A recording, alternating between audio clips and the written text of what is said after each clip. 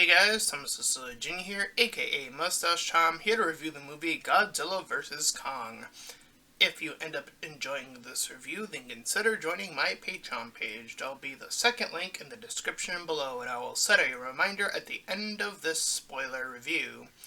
Even though there isn't too much to terribly spoil, I figure I might as well say spoiler review just in case, because there is a definitive winner in this movie.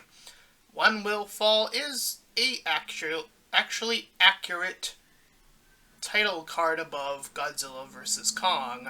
One does technically fall, one does technically lose, and I think the answer is pretty obvious, but still.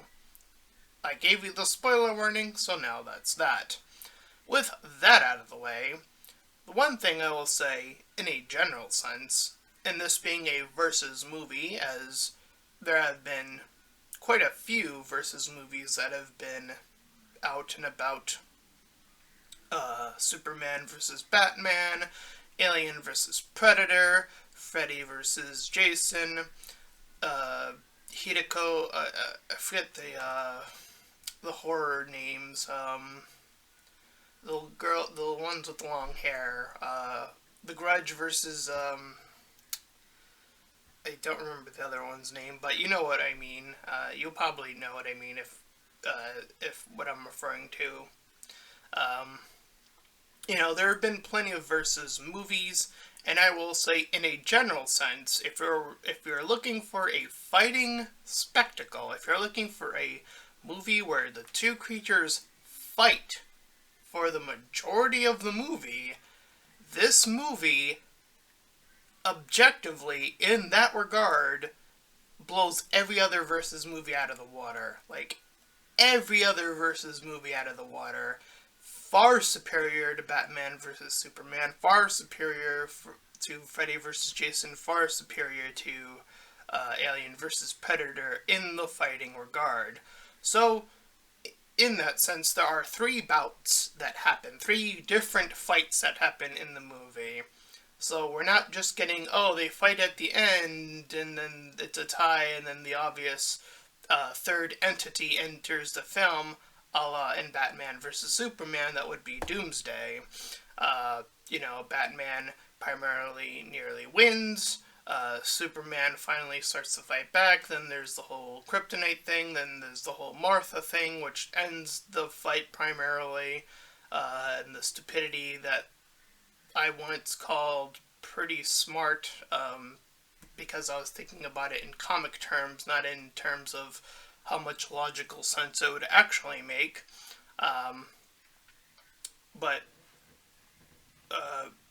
Bad comic book, I should say, because there are good comic books, just like there are good movies and bad movies. There are good comics and bad comics, so I'd want to make that distinction instead of just saying, comic books in general.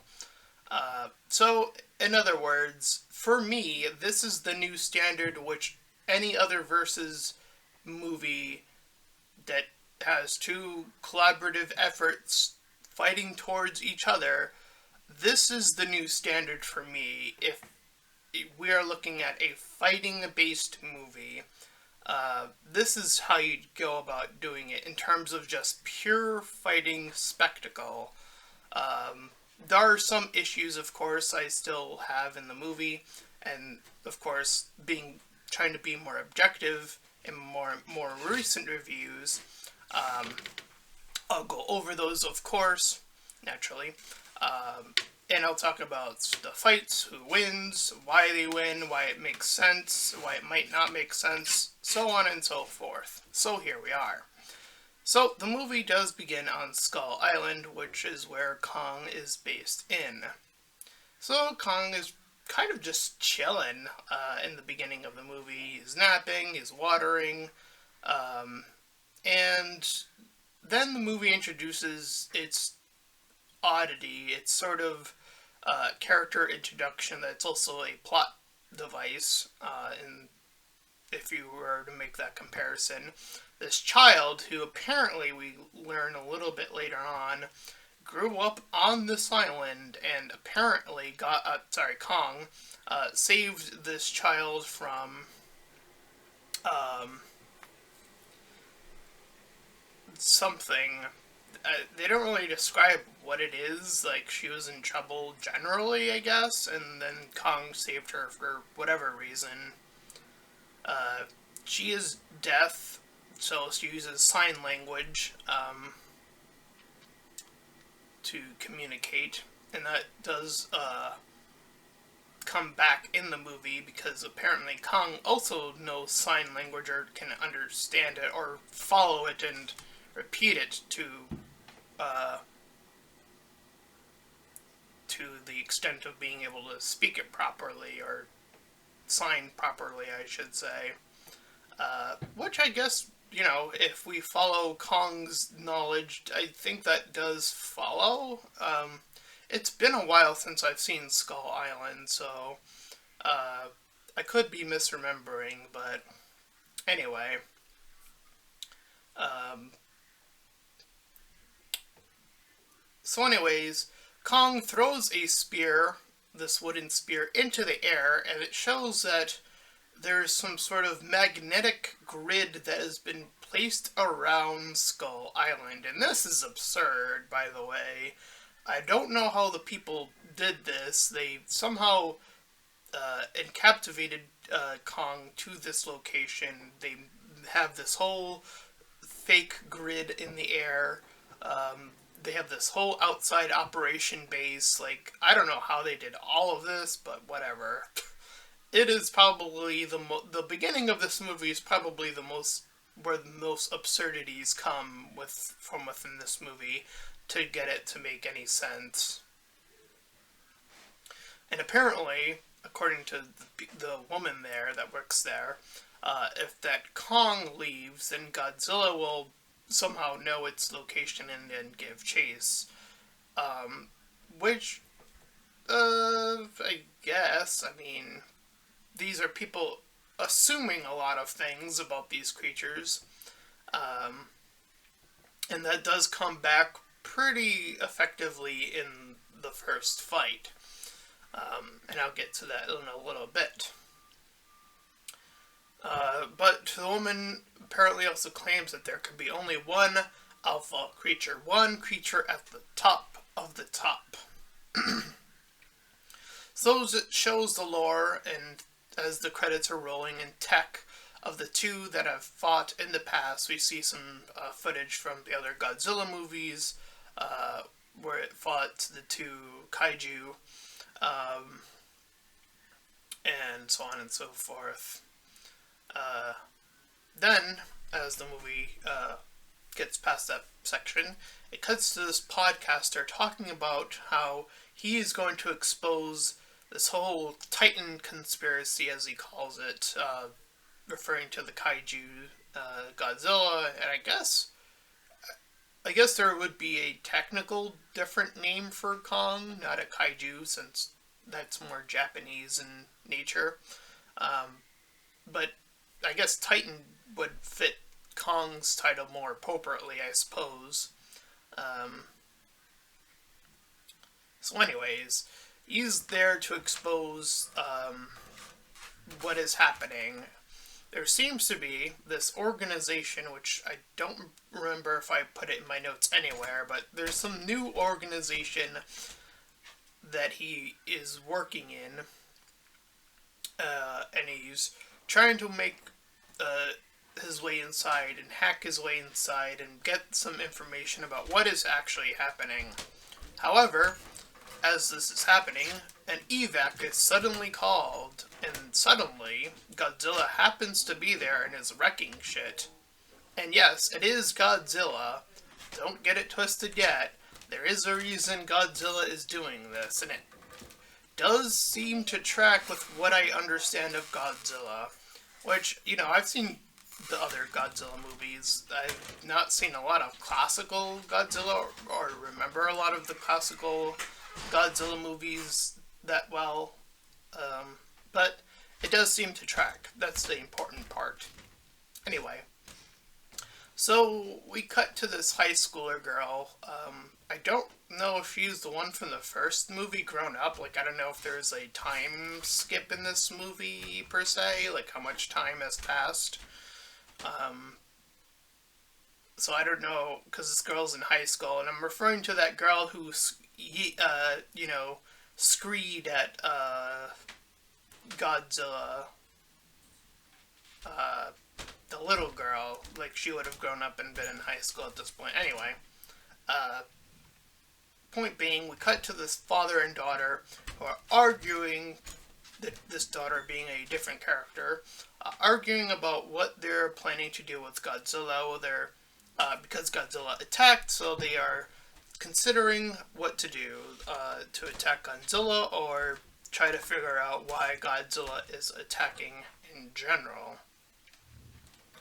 So, uh, we meet this new character, the leader of this organization, the bad organization, I guess I'll just call it for simplicity's sake. We meet Simon, who talks to this other guy about this hollow earth theory.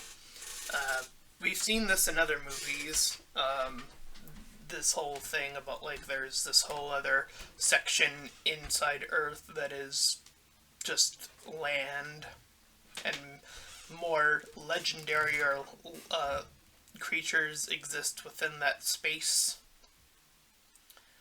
And he's talking to this, about that theory, and Simon clearly states at this point in the movie that he wants a weapon that can face Godzilla. So he's the antagonist of the movie. I wouldn't say necessarily the villain, even though I could see why some people would go there after seeing the other weapons that they have and what they might have considered doing later on. But for the time being, I will use the term antagonist. So anyways, the other guy, the theorist guy, the one who wrote this hollow earth theory, goes to where the Kong worshipper woman is, and the child as well. And he talks to them and convinces them to transport Kong. And as I mentioned, Kong understands sign language, as I mentioned. So anyways, we cut to the high schooler girl, who meets with that podcaster dude who's trying to hack in, and they decide to team up with one other individual that sort of tags along with them.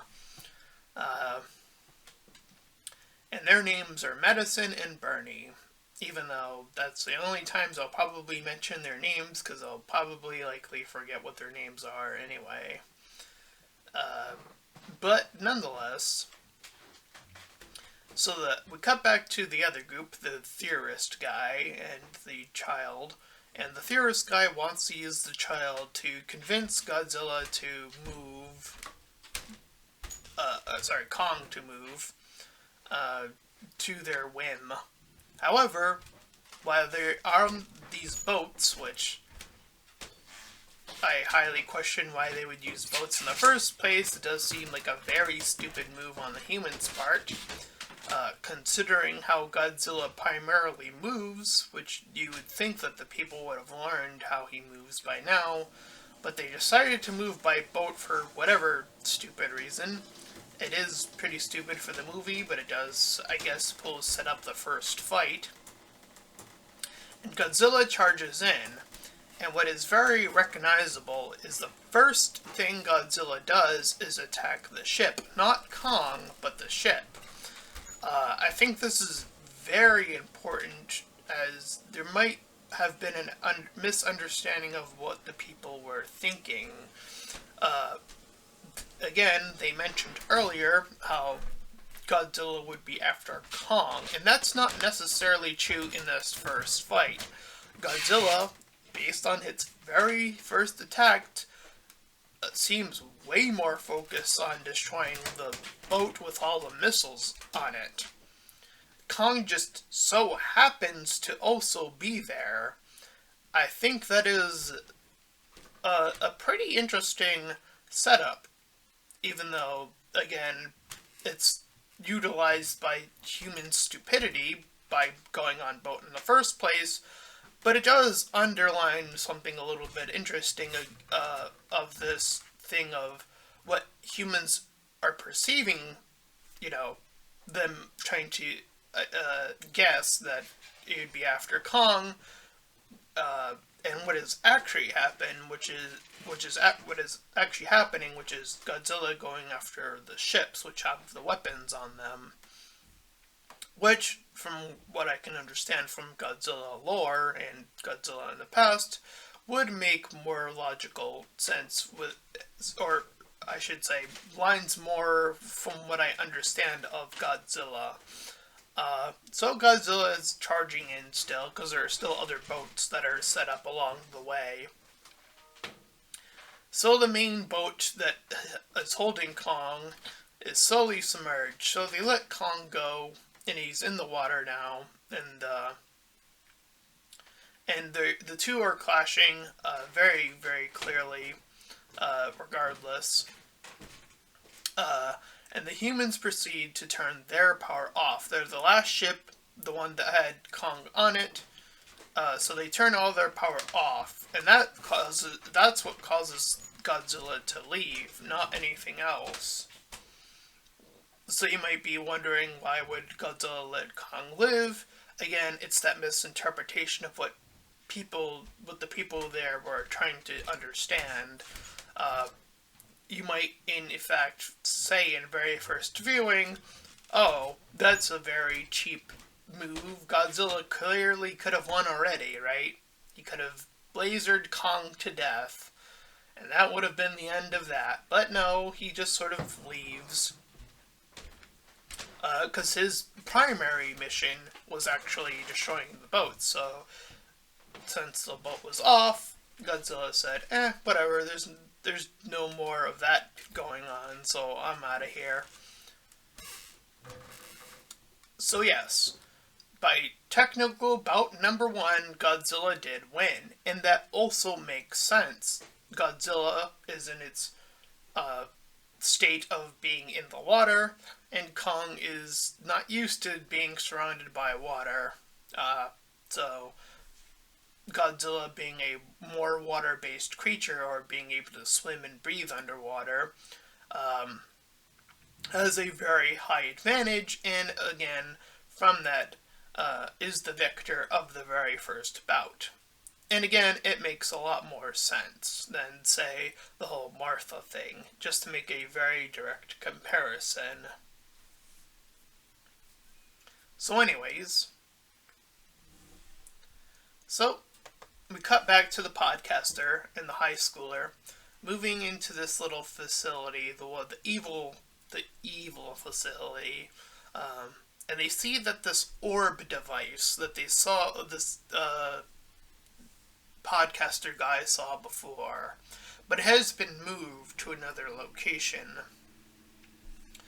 And as they move about, they also see in this location that there are skull crawlers, as they call them, that are also hosted in this area, that are living in these sacks.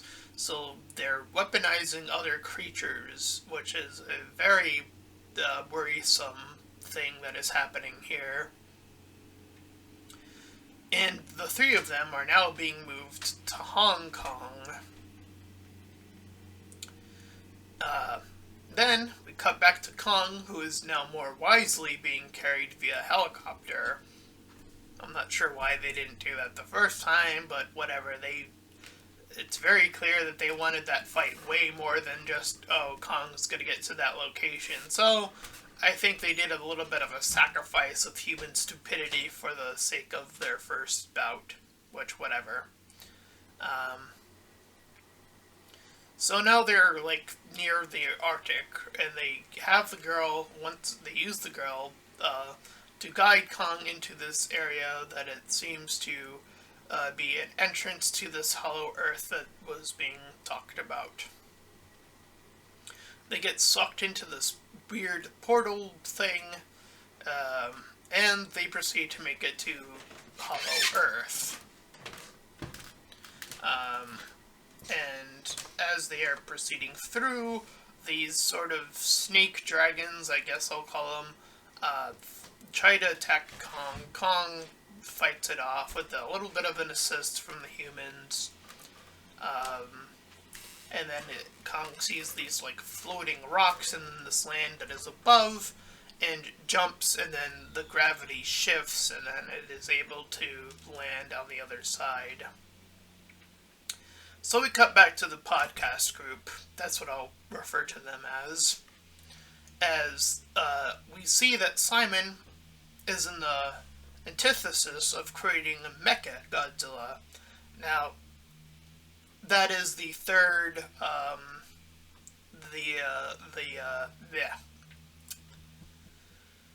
why am I blanking on his name now? In Batman vs. Superman, Doomsday. That is the third entity within the movie, but a human is creating it, much like, much more stupidly by, the character in that. Anyway, so Simon, as I mentioned, is trying to create a weapon that will best Godzilla, so that, from his perspective, humans will be the top of the food chain once again, because with the advent of this, it was made pretty clear that the people were starting to understand that they are no longer the top of the food chain. There's something above them.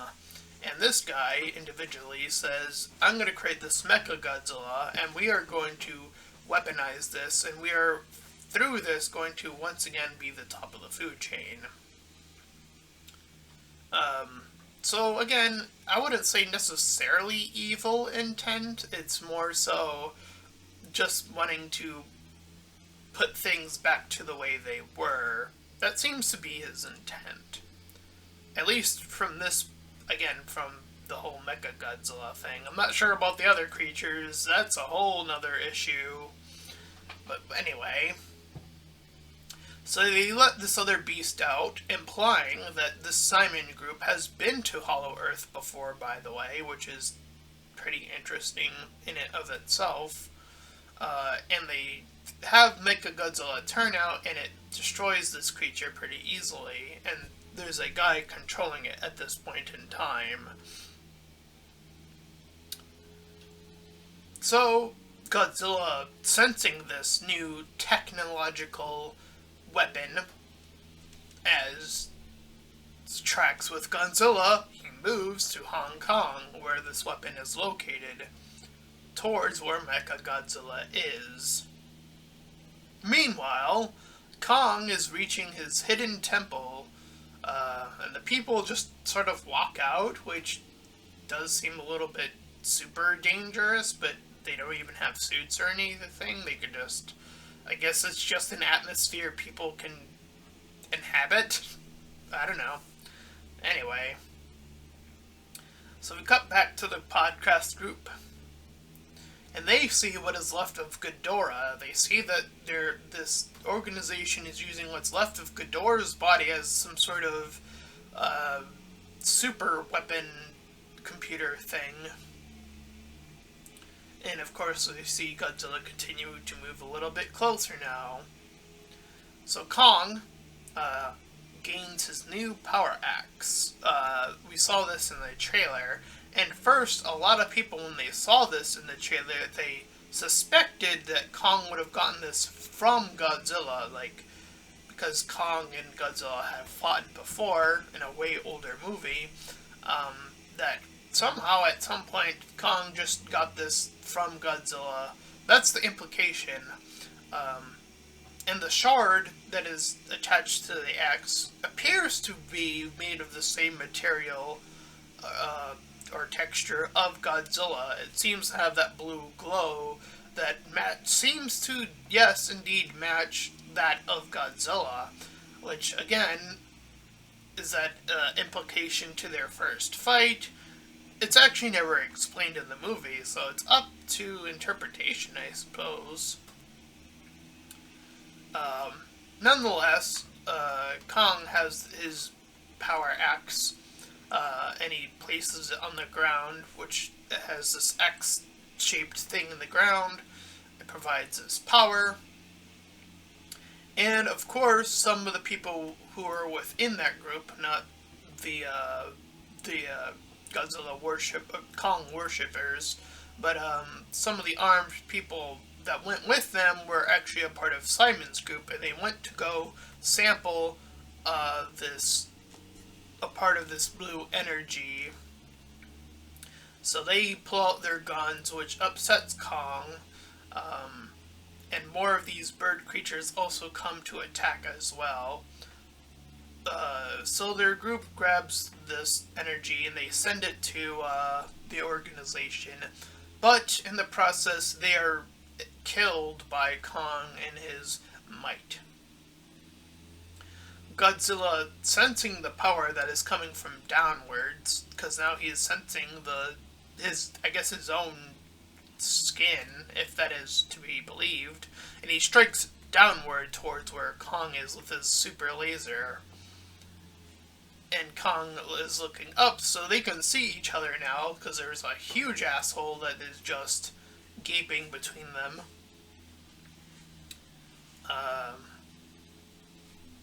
And at this point, we cut back to the podcast group, who is stopped by Simon and his people. Hold on. Yeah, okay. And thus, since Kong can see Godzilla, this is prepping up for round 2. So Kong gets back up to the land, and the humans get out, and they're joining in as the action is taking place. This bout 2 is literally happening.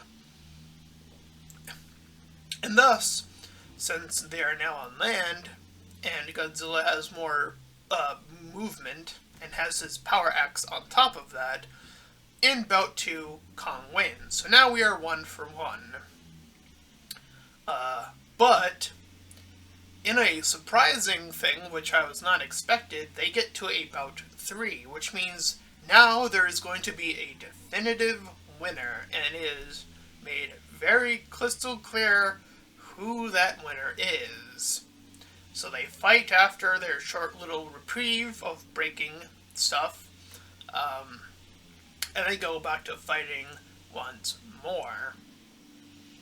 Again, with it being 3 bouts, making it the most fighting that it's been in a fighting movie, in a versus movie, I should say, to ever be established that I'm aware of. Maybe someone can prove me wrong, but I don't know what that movie would be. Maybe Scott Pilgrim versus the World, technically, actually? If you think about it. It has versus in the title, so actually, I think I just thought of one, but that's, I don't know. Versus the World is very ambiguous, so I don't know. If it was more aptly named, I suppose it would count, but I don't know. You could count it if you want. I don't know if I do.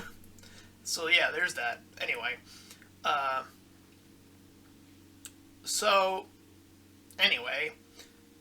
With that being said, the winner of Godzilla vs. Kong is not so surprisingly Godzilla. Yes.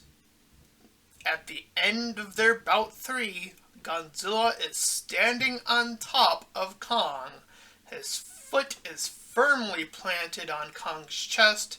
Kong can no longer move. He's incapacitated. He's unable to move. They sort of just yell at each other. Sort of a yell off. And then Godzilla does a little bit of a nod of acknowledgement. He's like, And then Godzilla sort of has his own look, like, So there does seem to be a form of communication that these creatures also possess, on top of Kong understanding sign language. But that is when Mechagodzilla comes into the fray. Uh, so, of course, they power up Mecha Godzilla with that new power they got from the Power Axe. It proceeds to power up beyond its intended usage. It gets a essence of its own, proceeds to kill Simon first, and then proceeds to shock the hell out of the person controlling it initially. So he's, I think, killed too. I think that's the implication of him being shocked. So Mechagodzilla makes his way out and sets off and starts destroying stuff on its own. Godzilla, still having energy, by the way, is the first to charge forth and attack Mechagodzilla, and of course Mechagodzilla and them clash. But Kong is left pretty much knocked out, so the child is checking in on him, and slowly but surely we are seeing Mechagodzilla starting to take control of the battle. While the humans are trying to wake up Kong, they use their ship to put it on his chest and help power him up. So he is awoken, and the girl tells Kong that Godzilla is not an enemy but an ally. Godzilla's like, I guess.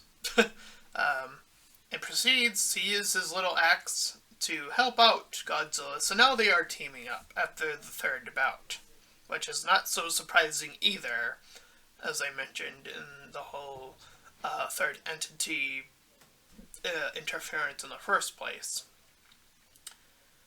Meanwhile, the Podcast group are working on a way to power off Mechagodzilla, and they proceed to do so. It's pretty easy, actually. They just short-circuit the computers that were set up to power him up in the first place. So that is able to temporarily disorient Mechagodzilla enough for Godzilla to charge up the axe, which you see the blue energy intersect with this scale-like sharp weapon, and it proceeds to also flow with that same energy, I suppose I'll say, powering up the weapon. And through this, Kong is able to take the super advantage and proceed to kill, or I should say destroy, Mechagodzilla. So while Godzilla defeated Kong, Kong was able to defeat Mechagodzilla. So that is an interesting way of handling that, I must say. So Kong does get his own moment here now, even after losing, technically speaking. So, anyways, now that Mechagodzilla is destroyed, the people are sort of like talking like, oh, what's going on? And they see that the screams come out and Godzilla's looking at Kong, Kong is looking at Godzilla, and Godzilla's like, yeah, I'm out. Technology has been destroyed. I'm out of here. My mission is done. So he fucks off, and Kong's just like, yeah, alright, I'm done too. The high schooler girl somehow reunites with her dad. I don't know how that happened, but whatever. The people are reunited, and, the whole back off thing happens. And then the movie ends with, we cut back to Hollow Earth. We are seeing a lot more people now down there monitoring Kong, including the little girl and the woman that were there initially. There are way more people there. So that was Godzilla vs. Kong. And yeah, there are some early oddities that this movie has to pull off.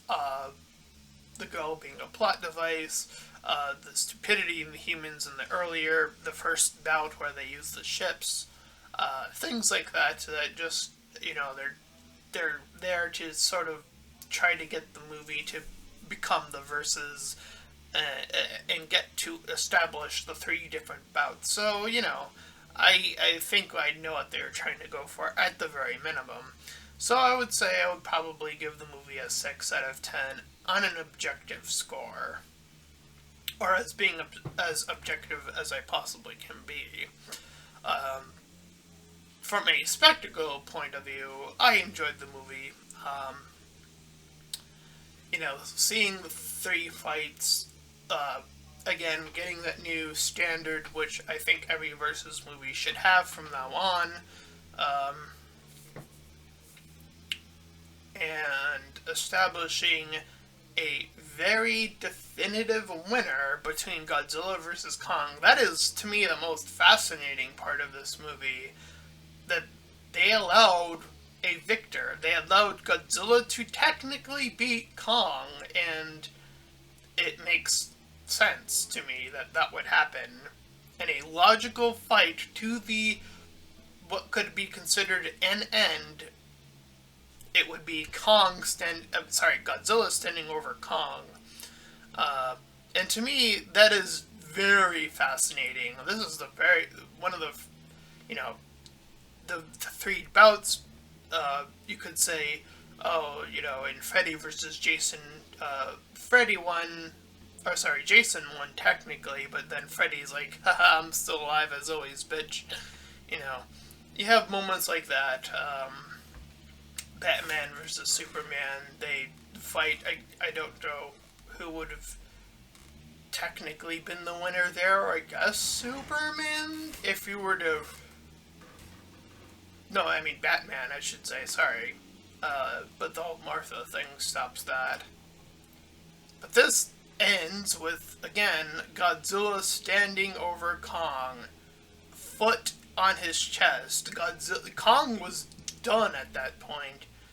Godzilla could have, again, finished him off, but that is, again, something I don't think would fit what Godzilla would naturally do. But the only other issue, I suppose, that could contradict that is technically the kaiju, which again attacked Godzilla, which there is a distinction between the two. I feel from what the movie is presenting here. These two kaijus were not only destroying cities and stuff like that, but they were also attacking. Kong, by comparison, seemed to be a lot more defensive in his fights. He was defending the people and the ship, and he was defending himself in the first fight. In the second fight, I guess it was more of an aggressive, technically. And then, the ending. So I don't know. I guess you could say that's probably the only contradiction in terms of how Godzilla would function normally. So I don't know. I could be wrong in that instance if you think about that aspect of it. So I did want to bring that up just in case. So it could be a bit more flimsy than I'm thinking of currently. But, again, there are other aspects. Again, there are smart little things that come from even the stupid moments. Again, the stupid moments of, humans using the ships. But then the wiseness of, creating that perception of what people are seeing versus what the creatures are actually attempting to do. And again, Godzilla, from what I understand, seems to always prioritize things that are more weaponized. But again, there's the kaiju. So I'm not sure if they are considered weaponized creatures. I guess they could be technically considered that. So I don't know. So yeah, 6 out of 10 on the objective scale. Still pretty good. I would definitely say if you are a fan of Godzilla or Kong or both, I would definitely still highly recommend it if that is the case, because you will get exactly what this movie is titled 3 times over, which is fantastic. Again, the new standard, I believe, has been set through this movie. So definitely check it out if you're a fan of Godzilla or if you're a fan of Kong, or again of both. And that is my review of Godzilla vs. Kong. And if you ended up enjoying it, then please feel free to like, comment, and subscribe. Also make sure to check out those links in the description, and one will head you over to my Discord server, the other to my Patreon page. Any donations are desperately needed, and until next time everyone, bye bye.